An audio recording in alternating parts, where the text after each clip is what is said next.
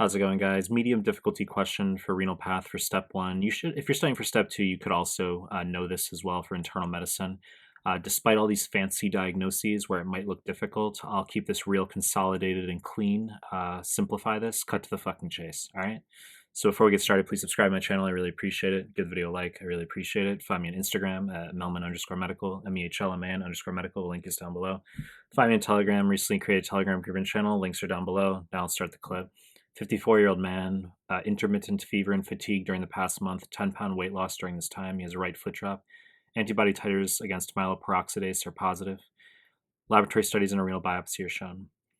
This renal biopsy is showing us crescentic glomerulonephritis, okay?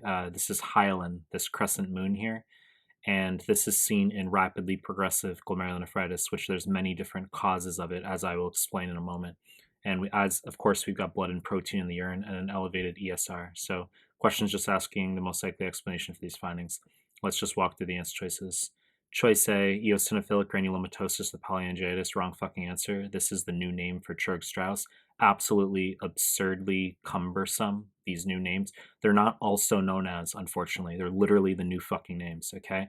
Churg-Strauss is going to be asthma and eosinophilia in a patient who has crescentic glomerulonephritis, okay? And they will tell you there's anti-myeloperoxidase antibodies, which is the same thing as P-ANCA. The USMLE will mention one or the other, okay? So P-ANCA and anti-myeloperoxidase, same thing, okay?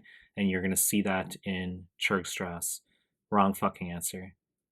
Choice B, Goodpasture syndrome, wrong answer. This is 234, 234. The good pasture is marching through the field, 234. Type 2 hypersensitivity against the alpha-3 chains of type 4 collagen. So you've got antibodies against GBM, glomerular membrane, antibodies against type 4 collagen. This is going to be a male 20s to 40s who has hemoptysis and hematuria. Biopsy under immunofluorescence shows it's called linear immunofluorescence. Looks very like a butterfly, okay? Wrong fucking answer. Choice C, granulomatosis polyangiitis. Wrong answer. As I said, this is Wegener. This is going to be hematuria and hemoptysis in a patient who has headitis, colloquially, which refers to any issue with the head, mastoiditis, sinusitis, otitis, nasal septal perforation, and you would have anti-proteinase 3 antibodies, which is C-ANCA, okay? Not anti-myeloperoxidase or P-ANCA. In Wegener, okay, you've got anti-proteinase 3, which is C-ANCA. Wrong fucking answer. Choice D, membranoproliferative glomerulonephritis. Wrong answer, unrelated to this question. This is going to be hepatitis C classically.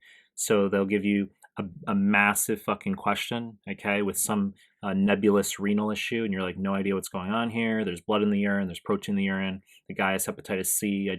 I'm lost, I don't know. Relax, okay? If you've got a nephritic syndrome, blood in the urine, in someone who has hepatitis C, and they're asking you for the diagnosis, it's membranoproliferative glomerulonephritis in the USMLE. It's not a high-yield diagnosis. That's how it shows up. Okay, I mean, you'll read all these obscure things and resources about this condition, like duplication of the basement membrane, etc. It's nonsense. Okay, it's the answer when you have hepatitis C plus red urine. That's literally it. Okay. Choice E, microscopic polyangiitis, correct answer.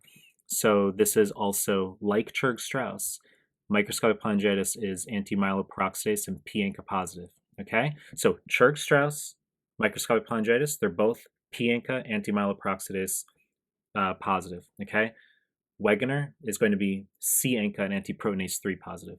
So microscopic polyangiitis is just red urine classically. That's pretty much all it presents with. You're not going to get the headitis findings like you get with Wegener classically. Now, some students are going to be astute and say, well, what's going on with this right foot drop here? Okay, this is a little bit unusual. This is called mononeuritis multiplex. So for whatever fucking reason, in the vasculitides, which is plural for vasculitis, these vasculitides refer to Churg-Strauss, Wegener, microscopic polyangiitis. For whatever fucking reason, you can get this weird neuro condition that can lead to foot drop, wrist drop, okay, mononeuritis multiplex, meaning one large nerve, like the radial nerve or the peroneal nerve, common peroneal nerve. And so mononeuritis, that can occur in multiple locations. So you might get a foot drop and a wrist drop, okay? One large nerve, multiple locations. Stupid fucking detail. It's not my opinion. This shows up in some NBME questions, okay, especially in 2CK level, and it throws students a curveball because they're like, is it ALS? Wrong fucking answer, okay? You know the deal. I'm going to continue to make more content. If you like my stuff, subscribe my channel, and I appreciate your time. That's it.